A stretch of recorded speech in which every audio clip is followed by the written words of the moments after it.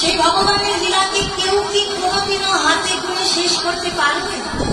সম্ভব নয়। কেন? কারণ ভগবানের যেমন অনন্ত কোটি ব্রহ্মাণ্ডের মালিক, তেমনই ভগবানের অনন্ত কোটি লীলা অসমৃত সুন্দর রয়েছে।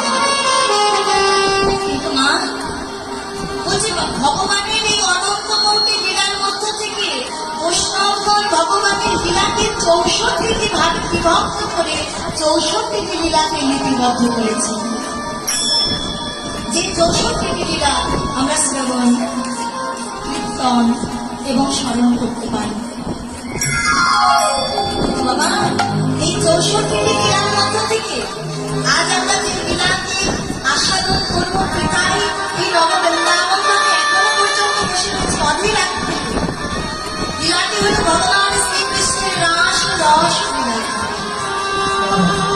এই রাস লীলাকে বলা হল সর্বলীলার মুকুটমণি লীলা, সর্বলীলার শ্রেষ্ঠ লীলা।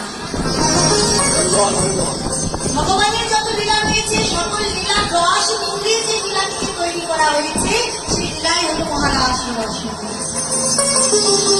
তাহলে বাবা, সাধারণত জ্ঞান দিয়ে সাধারণত পৃথিবী ভগবানের সাধারণ লীলাটা জানা যায়, আর সেখানে আমার মতো প্রেমহীন ভক্তিহীন জীব ভগবানের এই রাস লীলাটা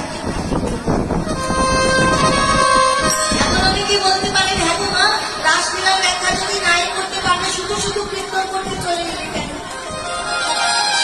বাবা, বুঝে শুনেছি মহাদিতা বিনে কোনো কারণে ভক্তি নয়, কৃষ্ণ প্রাপ্তি। বলছি হ্যাঁ না, কৃষ্ণ প্রাপ্তি অনেক দূরে হোক, সংসার না যায়। কোন জীবের উপরে যদি একবার বৈষ্ণব কৃপাটা হয়ে যায়, মহৎ কৃপাটা হয়ে যায়, তাহলে সেই জীব অসাধ্য কি সাধন করিবার মতো ক্ষমতা রাখে, এতে কোনো সন্দেহ নেই। তাই বাবা, আজ ভগবানের কাছে